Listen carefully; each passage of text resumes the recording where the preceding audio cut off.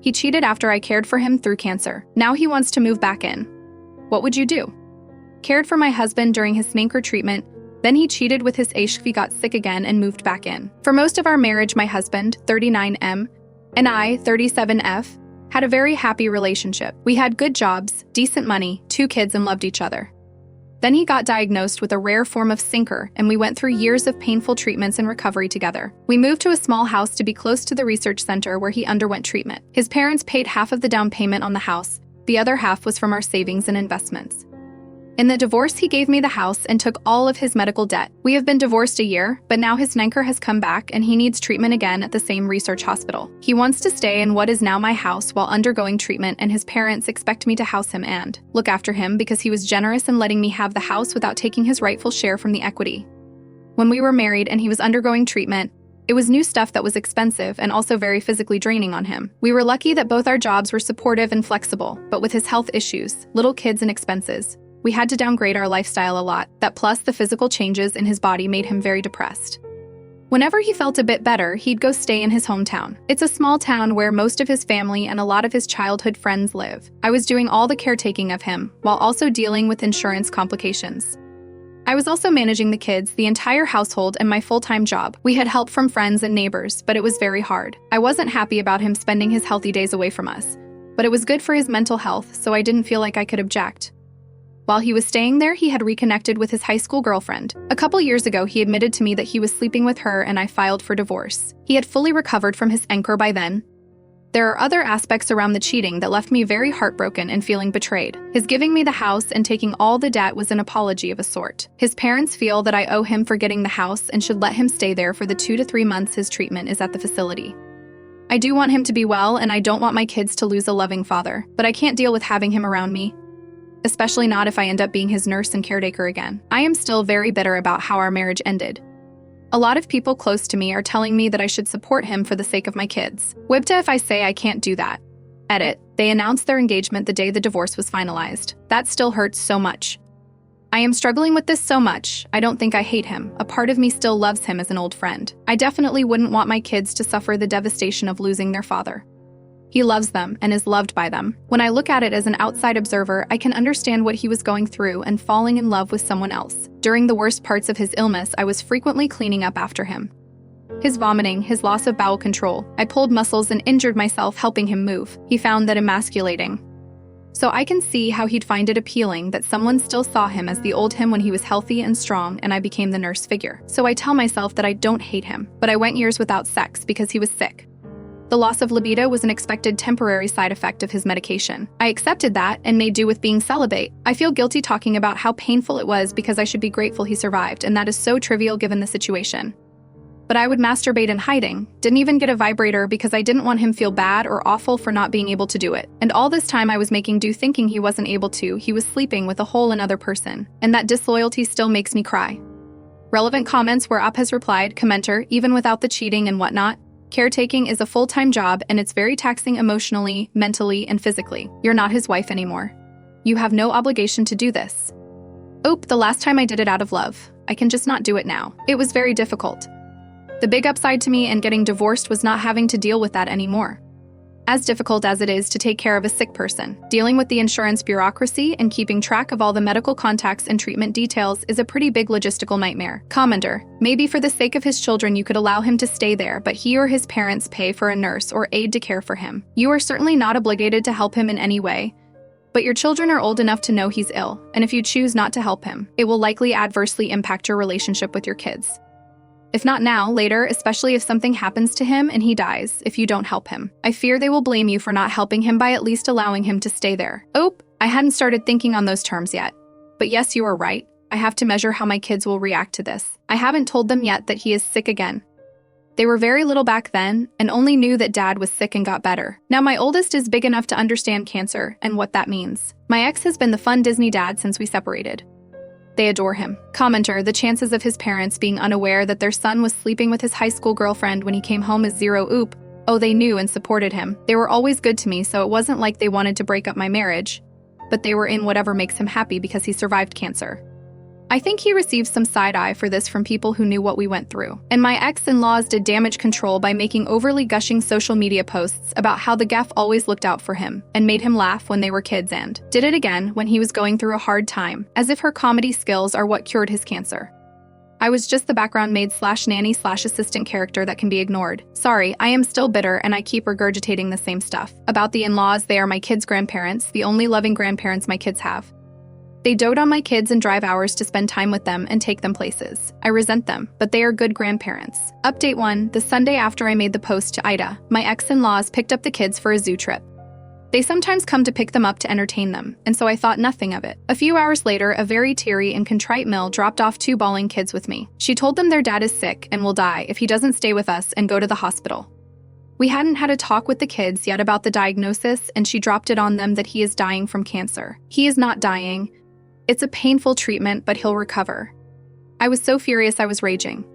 I called the ex and tore him a new one. He was shocked too, and we together exploded at his mom. She broke down and cried, begging me to not take away her grandkids from her, as if I'd trust her after this. Ex and I together talked to the kids, him on video, and assured them that yes, he is sick, but he'll be fine. He just needs to go to the hospital and they'll make him better like the last time he was sick. The kids settled after that, but my oldest has been at me crying and begging to make dad come live with us. I promised them I'd talk to dad and figure out what's the best thing to do. I swallowed a lot of bile to talk to him about why he was doing this. We had a pretty long and detailed discussion. The bottom line is that he's broke, he still has a decent job, but his credit is ruined. He has a lot of debt, and he stupidly got the cheapest insurance that barely covers anything. Fiancée is no help either, she's worse off financially. So he needs a place to stay, he can't afford this otherwise. His parents are funding some of his medical payments and are already stretched. He was financially alright when we broke up, so I have no idea what happened in such a short time. Anyway, ex and his geef moved into my daughter's room. My daughter happily gave it up to her dad and is sharing her little brother's room. Both kids are over the moon happy to have their dad in their home. My daughter keeps checking on him every few minutes to make sure he's still okay. Mill traumatized my kid. I'll never forgive that woman for this. I let the geef move in with him because I was too angry to care about who came to look after him as long as it wasn't me. I didn't know how I could bear having her in my home, but it appears to be more misery for her than me, and that strangely makes it more tolerable for me. She is teary-eyed and crying all the time. It's only been 3 days, but I am so annoyed I want to shake her and tell her to pull it together. The current treatment plan is for 3 months. I am counting down the days. I am thankful for the many people who gave me great advice on my last post. I wasn't expecting things to go this way, but they played me by manipulating my kids. I'll slowly pull myself and the kids away and move, but for now I have to deal with this for my kids' sake. Relevant comments where Op has replied. Commenter encourages Op to open up a can of petty and gives a list of suggestions. Commenter 3. Ask if the geef can look after the kids for day your ex doesn't have treated. Then go out on a date looking $1,000,000. If you don't date, they don't need to know that. Just go out with girlfriends. If you do date, don't come home that night. Oop, I've done number 3 2 times already. I haven't dated yet since the divorce. I want to, but online dating scares me and my social life revolves around my kids. I am pretending to have plans just so I am dressed and out and feel good about myself. I didn't leave the kids with them though. I managed to arrange sleepover for kids with their friends on those nights. I have been amazed by how much love and support my kids and I are receiving from our neighbors and friends. I told a few close people what's going on, and I suppose most people know now. I have received a lot of offers for help. People can be kind. We got invited to a camping trip on Easter weekend, and I am taking kids to that. Ex-Mill was making noises about having kids over, and I've shut that down. Commenter, you are a saint. Oop, not a saint, no. I am just trying to protect my kids and my sanity. I am keeping myself very busy and staying on task. I am working hard to avoid thinking things because that way is misery. This is very petty of me, but I have to admit that seeing they are not doing well has been somewhat mollifying for me, emotionally. Commenter, might be worth looking into dating events that companies run, might be a smoother way into the reintroduction to dating world. When you're ready, then dating sites. I haven't done online dating, but a friend of mine just married her husband who she met at a dating baking class. Have a look at what's in your area. Oop, I need to look into dating events. I didn't know this was a thing. I need a detailed guide on how to do these things now. Update 2. My ex and his fiancé moved out today. His treatments went very well this time around. He had to deal with general weakness and nausea, but no vomiting and voiding like the previous time. It's amazing how much medicine improves and changes. He'll need monthly shots for a while, and I agreed to house him for a weekend next month, but after that he's on his own. The stay went well. We had no drama really. I kept myself busy and kids, and I traveled a lot. They both managed the rest of the stuff all right, and things worked out. My kids are happy and back to their normal stuff. I had a talk with my daughter about how grandma exaggerated things to get her way. And that is not okay, and she understood. She has shown no interest in visiting her grandparents, and I am happy about that. The last week of his stay, his fiancé went back to their town to take care of some stuff since he was doing pretty well on his own. He and I had a few long, detailed conversations. They were cathartic in some ways and saddening and maddening in others. I think I got some closure. At least I am not feeling the bitterness the way I used to. I may make another post about what he told me, his reasoning and justifications. On another positive note, all that dressing up and going out I've been doing has worked out for me.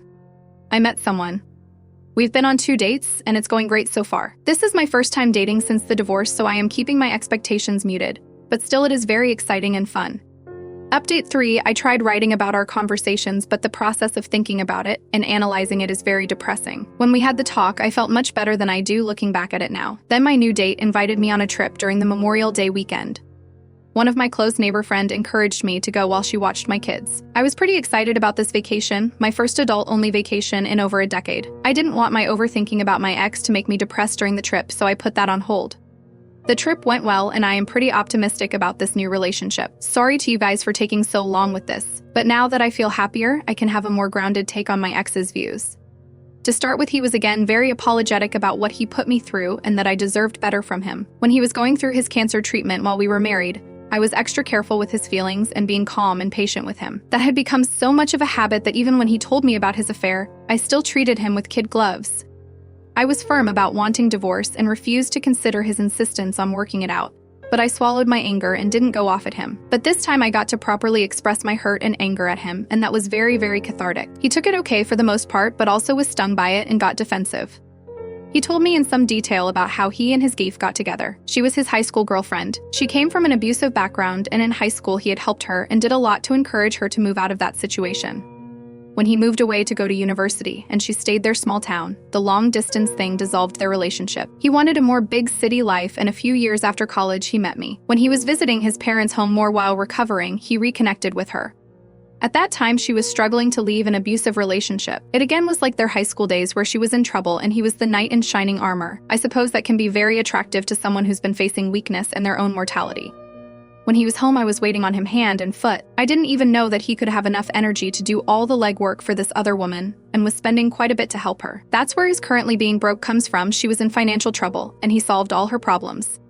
He is quite proud of how much he helped her and doesn't agree with me that he took something away from me and making me work for him while he put his energy away from our family. I don't want to say that I don't support helping someone escape abuse, but I can't help feeling exploited. His response was that he did a favor by spending time in his town because that lessened the burdens on me.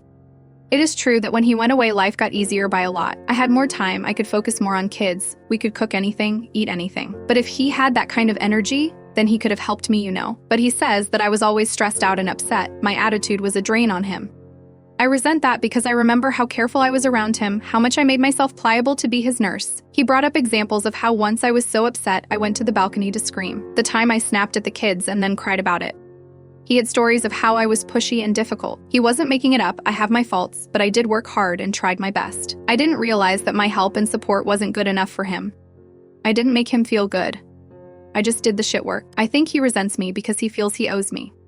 He likes his GF because she owes him and is dependent on him. Relevant comments where OP has replied, commenter, why would he even think he could justify his actions? Oh, OP sees himself as a good guy. He downplays the cheating as a small failure that happened multiple times as he was helping the GF.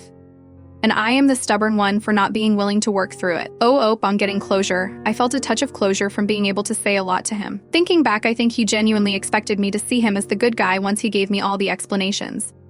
He was frustrated when I wouldn't. I really like the guy I am seeing. For the first time in a very long time, I was with someone who did all the work of planning and pulling off a trip, and I had to simply enjoy myself. You really appreciate it when you haven't had something like that. Update 4.